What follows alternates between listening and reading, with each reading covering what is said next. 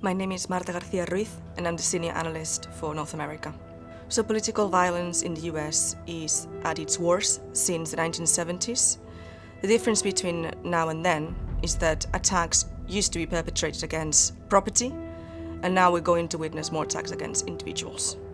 And that's something, that escalation of violence is what I'm predicting, and it is closely related and anticipated in connection with the 2024 presidential election.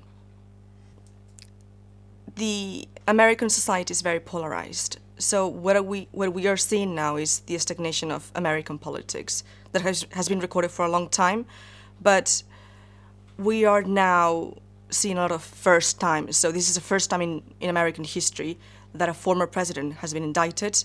Also the first time in American history when a House Speaker is ejected by majority vote.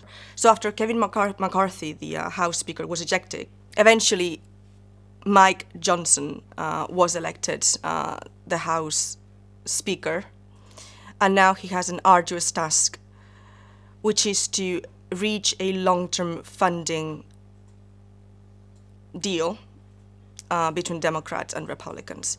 And why is this really important for next year?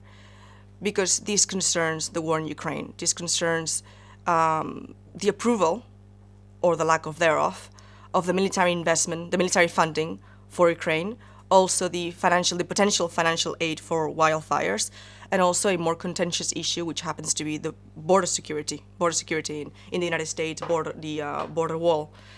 So this is something that will continue well into next year.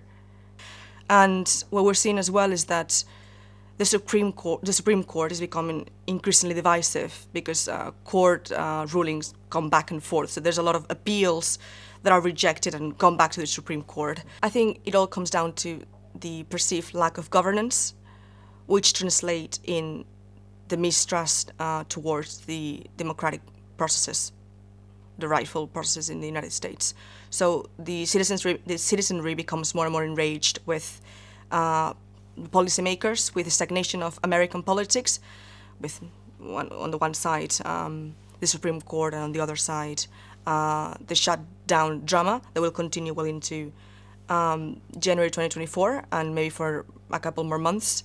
So they're taking justice in their own, or revenge in their own hands, and they're perpetrating more attacks against the perceived enemies, or the other, as we would say in politics, because of the divisiveness in American politics. And this could be reported in the form of death threats against the judges that are now involved in Trump's civil and criminal matters. This could also be reported in the form of activists being forcibly removed from state capitals due to the violent riots reported there. It could be reported in many forms. Lone wolves attacks, mainly from the right-wing sort of groups, but also from collective or more like left-wing groups that have in the past perpetrated attacks against both buildings and humans.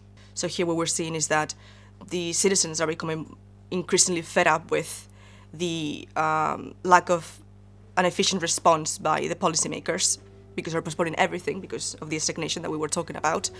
And because of the divisiveness in society, they're going to use force as a means to achieve their political objectives. If people want to learn more about future threat predictions, they can sign up for our free panel discussion with leading industry experts coming in early 2024.